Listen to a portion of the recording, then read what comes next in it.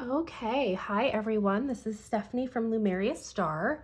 So today we are going to be taking a look. This is going to be my absolute first impressions because I have not even opened this deck. I am not familiar with this deck, so I thought this would be really fun to basically do a walkthrough and then kind of like figure out what this deck's all about. So I have a bunch of new decks to review for the month of January 2022, and I like to create content and I like to ask my patrons over on Patreon, like, what do you guys want to see first? What's a top priority? So most of you voted you wanted to see this deck first, so that is what we're doing.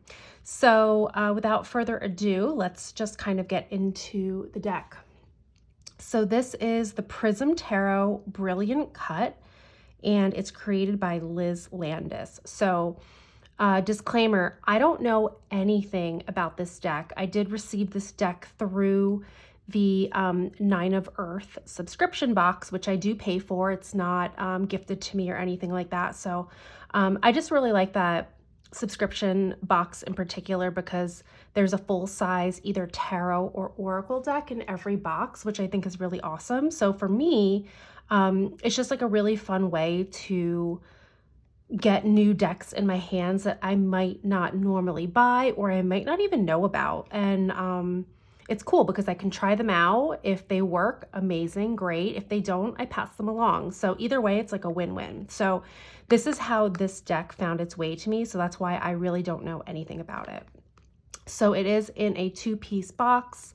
It's got the thumb hole cutouts, and it looks like it's got all elemental symbols on all 4 sides of the box.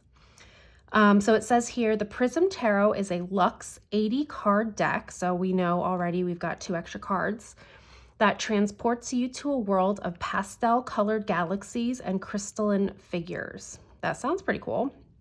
This boxed set features an in-depth little black book and companion infographics to help expand your understanding of the cards and guide you on a prismatic journey into your subconscious. This prism is for you. So that sounds pretty awesome. So let us take a look inside of the box.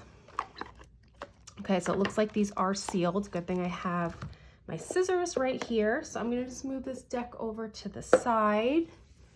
Okay, so we've got a book, a little chart. Let me open these up because I just like to get into the cards right away. So let's open the plastic. And just deck creators, or if anyone's watching this, if you guys can just start using less plastic, at least for me. I don't need all this plastic. It's wasteful for the environment. It's extra layers I don't need, but that's a side thing. Okay, so these are the backs. They are plain black and they've got like a rainbow prism kind of edge. Okay, that's not on the back. Okay, and then the gilding is holographic, which is very cool. Who doesn't love holographic? All right, so let's just take a look at the cards. I guess, okay, so it looks like we're starting with the Fool, and it looks like there's no title, so that's interesting. So we have here this crystalline figure, and we've got, yeah, the imagery of the Fool here. So we've got the dog, and this figure seems to kind of like be leaping forward. Oh, let me talk cardstock too. So this is, it's got a gloss. It's not high gloss, but it's got a glossy finish. It seems like it's pretty flexible, but we'll see once I shuffle it. Okay, so this is our magician. That's quite pretty, actually. I do like these kind of prismatic like figures. I feel like this is tapping into like imagery I would really like as like a young kid, early teen. Like these kind of colors really spoke to me. So we see the magician, and they have got all of their elements and tools with them. Okay, the high priestess, that's really pretty. I do like too that it seems like these figures are gender neutral, just because it's just a figure. So that's kind of cool as well. Our Empress, that's really beautiful. And we've got the crown, we've got the pomegranate, and I'm not sure what that's supposed to be. I don't know if that's supposed to be like the world, like a Mother Earth figure. We've got the Emperor with the ram's horns,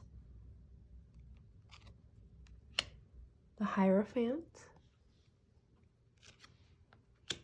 the Lovers, that's really pretty, and we know it's the year of the Lovers, so that's I like that interpretation actually. We've also got these like symbols down here. I know these are the astrological symbols. I'm not sure what these are, unless it's the same symbol on every card, so I don't know if that's like the emblem of the deck, like the Prism Tarot. I'm not sure. We'll find out. So this is the Chariot. I do like these colors a lot, I will say. Oh, that Strength card is really pretty. I really like that crystal lion. And again, these figures are gender neutral, probably because there's no like long flowing hair. All the bodies look the same, but I do love how this figure also has a flower crown, which is beautiful.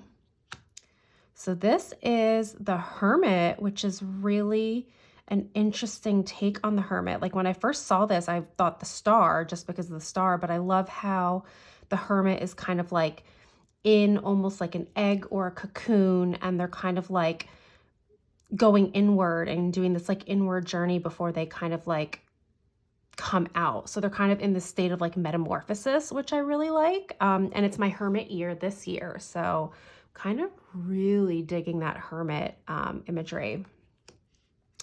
We've got our Wheel of Fortune,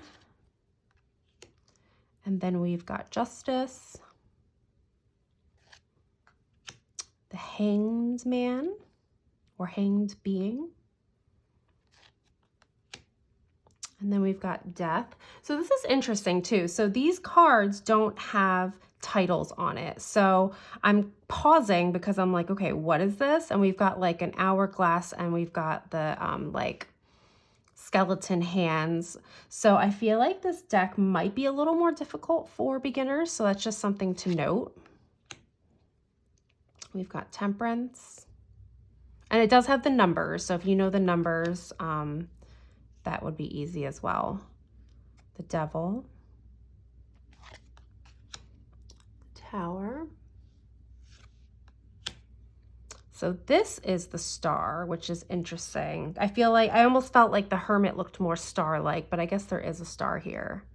And we have like the person here with like all of their chakras aligned, which is interesting. That's kind of a cool interpretation. We've got the Moon. Oh, the Sun is really pretty. Judgment. And the World, that's also very pretty.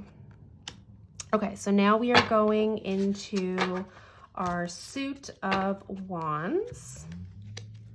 Let me actually just take a sip of my tea. It's very cold here today, and I'm just trying to warm up. So I've got my like winter, what kind of tea is this? My winter wake up tea from Trader Joe's. Does anyone have that? It's really delicious. Okay, so we've got our suit of wands.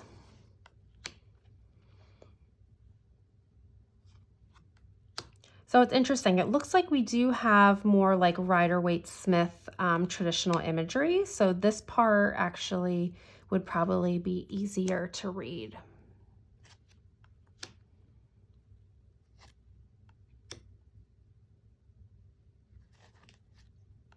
And it looks like so far the suits are all in one color. So it looks like the wands are in this like pinkish purple with the orange and yellow, because just by looking at the deck, it looks like each suit has a color association. So that would also be kind of cool in readings. So it's easier to see what energies or elements are coming into play.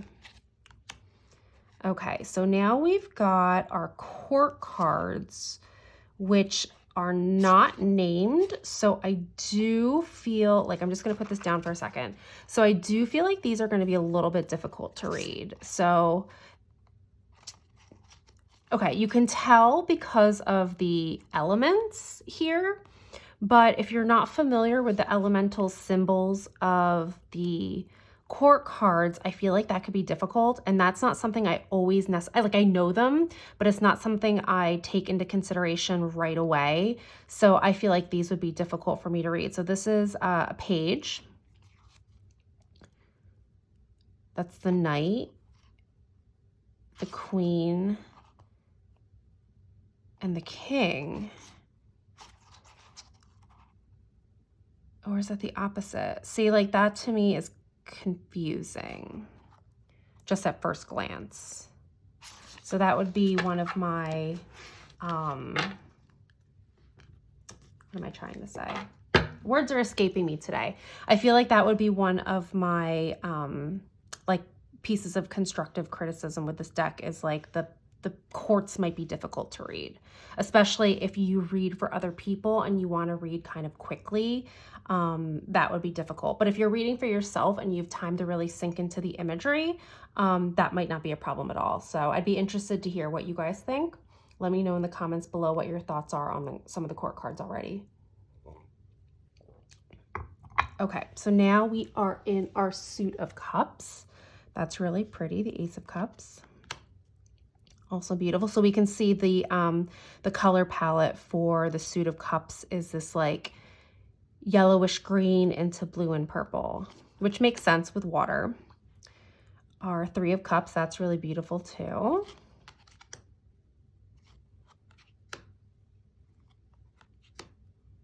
Well, this is the first time we're seeing like a smaller crystalline figure with the Six of Cups.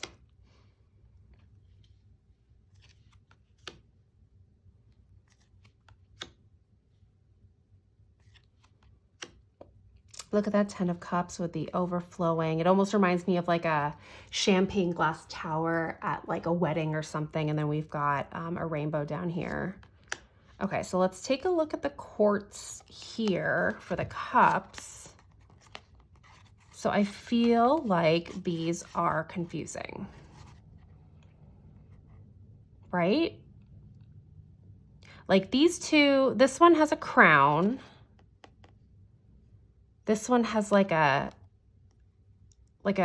helmet almost. So I would almost think that's a knight.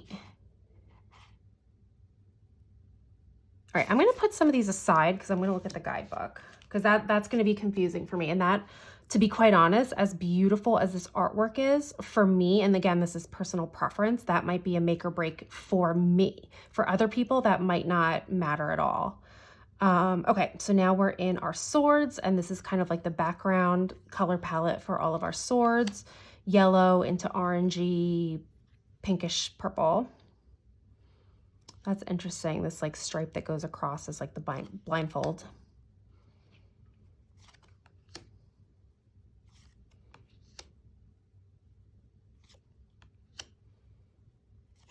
Again, you can see pretty standard Rider-Waite-Smith. And then we've also, let's see here, we've got the like astrological symbol, and then I think we have planetary symbols too that I haven't mentioned, but they're in each card too. So if you like knowing astrological and planetary symbols for each card, you might really like this because they are very subtle and they're right there. Okay, so again with our court cards, let's just take a look. Like that to me kind of looks like a queen, but is that the queen? Yeah, I guess it is. That's the symbol of water.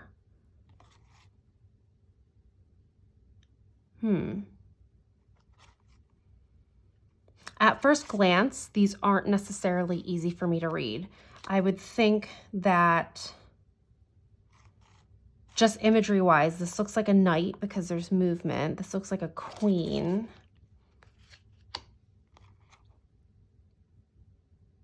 This maybe looks like a king because they're kind of like sitting almost like on a throne, and then maybe that's the page.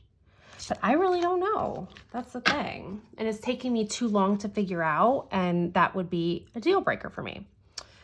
Okay, so here are the pentacles, which are these beautiful like crystal jewels, and then this is the color, which is like this purple blue into the greens, which makes sense with color associations with the suit of pentacles being earth.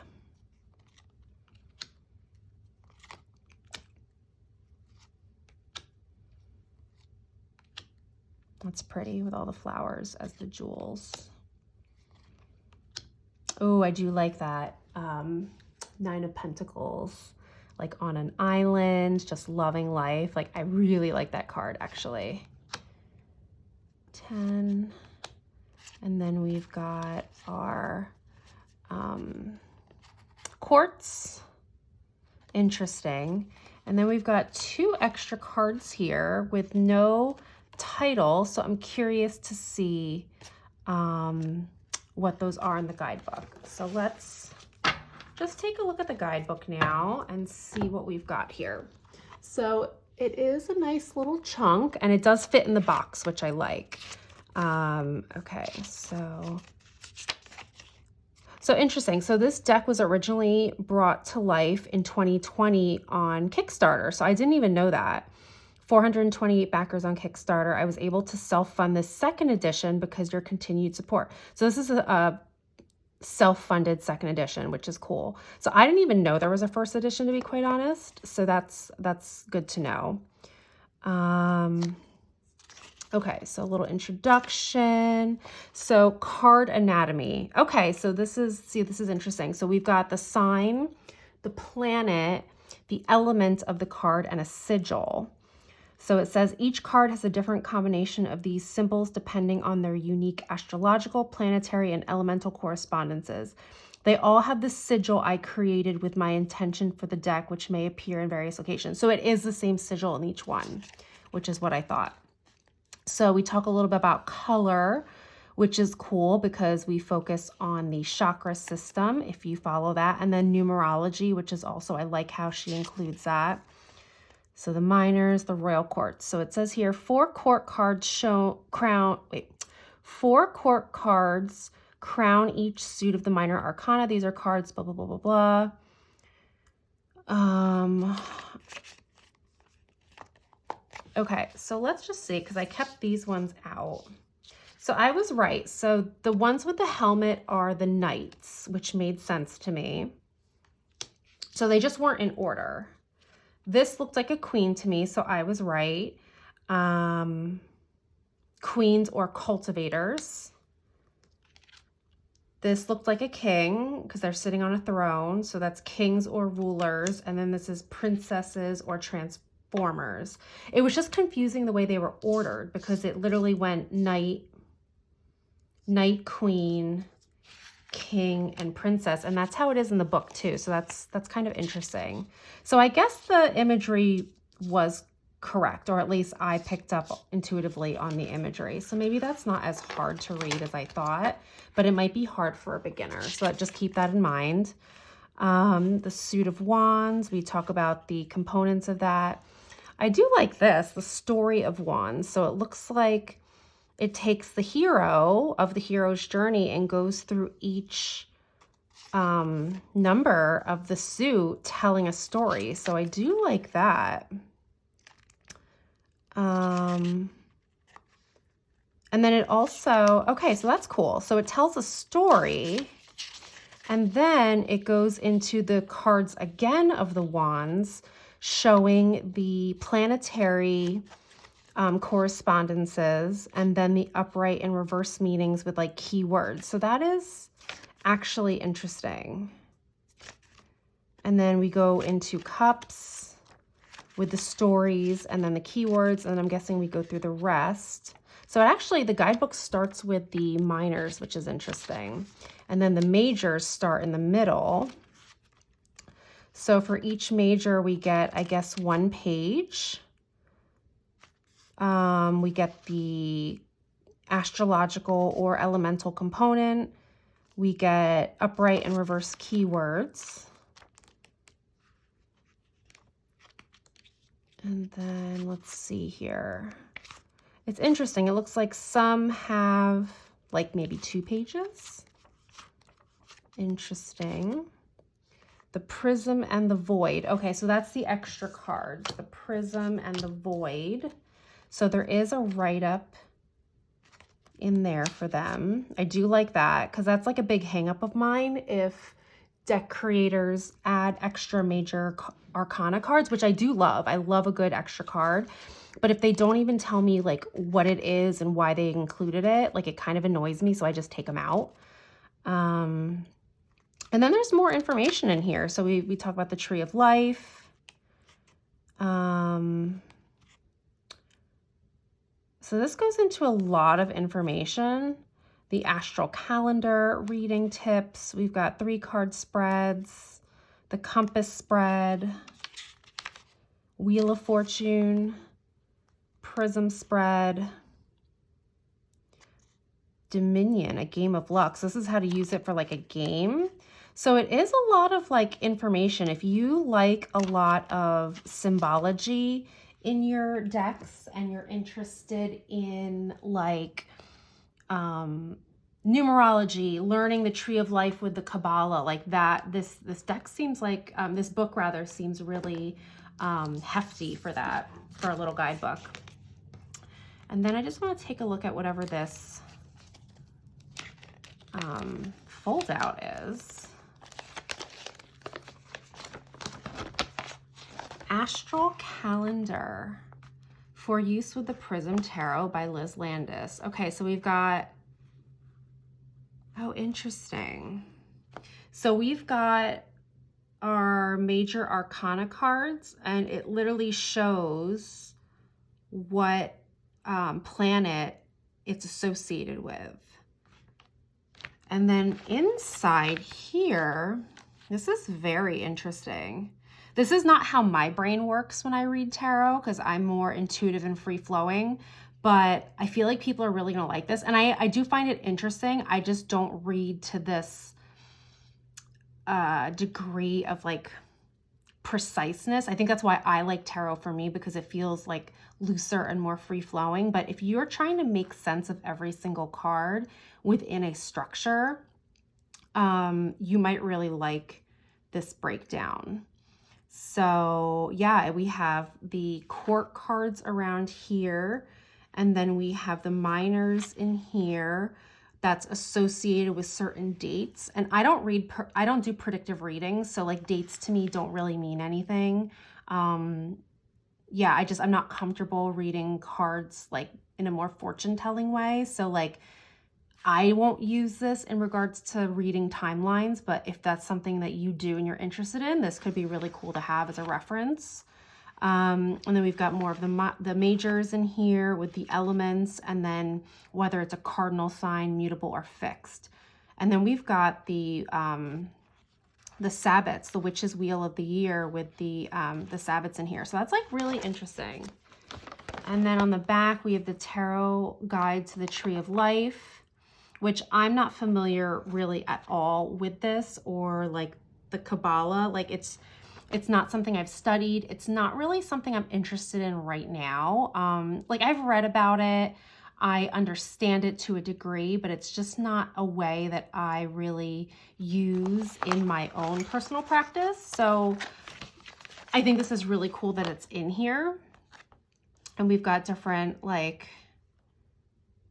the lightning flash, path of enlightenment, the 10 Sephiroth and the 22 paths, the serpent and the path of redemption, and the flower of life at 4 worlds. So like, this is really all very interesting information. It's just not something that I personally use and incorporate in both my personal practice or reading professionally for others. But I know it's definitely of interest to others. So I think that would be just a really cool reference to have.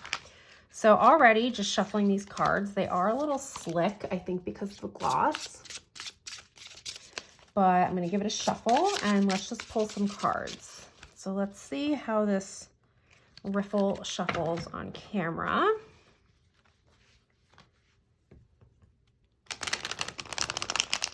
So they are a bit stiff. But that's something that probably can be broken in a bit more. So let's just pull a few cards. Let's see what comes through. If you're watching this video, whenever you do, it doesn't have to be the day I posted it. If you're watching this video and this message resonates, then this message was meant for you.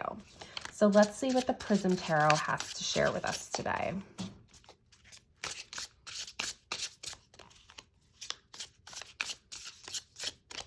Okay. So we have got the Queen of Cups, which is super beautiful. Oh, we've got another queen. So this is the Queen of Pentacles. I really like how those two colors are kind of like opposites of each other. And then we've got the Five of Swords. So let's see here. Let's pull one more. Wow, I'm getting all of these like quartz, probably because I was talking about them so much. And then we've got the Knight of Pentacles. So there's definitely some like feminine energies at play in this reading. So I think off the bat, I'm thinking like, how can we better take care of ourselves? Like when the Queen of Pentacles comes up for me, it's a reminder of like, maybe I'm kind of lacking on my self-care. Maybe I'm not taking care of like things in my home, or I'm not taking care of myself, and what really needs nurturing. And the things that need nurturing are probably like our emotions and matters of the heart. So like, how can we kind of sink into that a little bit more? And I think with the Knight of Pentacles too, the Knight of Pentacles is kind of like a slow and steady energy. So it's like making these changes won't make changes happen overnight. Like it's like a practice you need to get back into, maybe a self-care practice you need to get into. And as you kind of like stick with it, right? Like stick with these routines, continue forward, like then you're really going to start seeing results. And I think with the Five of Swords, when the Five of Swords comes up for me, it's like almost like we're battling with our ego. So perhaps like we don't even like in context to this reading, it's almost like our ego wants to be like, oh, I don't need self-care. Like you think you might be this like Wonder Woman, this super person who can just do it all. And like, that's cute, but like, we're all human and like, none of us can do that. So we want to be realistic and say, no, you know what? I need to slow down because I'm human. Like I need to start tending to some of these things. Like I can't do it all, even though my ego says, oh yeah, some people might need self-care, some people might need to do that, but like I don't need that, like I'm fine. So I intuitively I'm feeling like that's what this message is today. So yeah, I hope that message resonated for some of you, and I hope you all enjoyed this walkthrough and first impressions of the Prism Tarot Brilliant Cut by Liz Landis. Let me know what you think in the comments below. Do you feel like these court cards were hard to read? What did you think of the artwork and like some of the symbolism in there? So definitely let me know what you think. And just a little bit, because I keep forgetting to like plug myself in these videos, but if you're new here to my YouTube, definitely give me a subscribe, and you can hit the notification bell for when I put up new videos. If you are on Instagram, you can follow me on Instagram at Lumeria Star. I post daily for the collective and tons of other information. And then I also have a Patreon, which I started 2 months ago. And you can also find me on there at Lumeria Star. And I do all of my giveaways on there. I create custom spreads, journal prompts, mini tarot lessons all throughout the month. So that's been a really fun place. If you're interested in that, come on over and become a patron. And lastly, if you're interested in readings, send me an email. I will not DM you. For those of you who know, there's tons of scammers right now in the spiritual community, specifically on Instagram. But if you are interested in a tarot reading by me, either email or an actual video live reading, you can email me stephgeiler@gmail.com, and all the information will be linked below underneath this video. So that's my spiel, that's my rant. I hope you all enjoyed this video, and I will see you in the next one. Take care, everyone. Bye.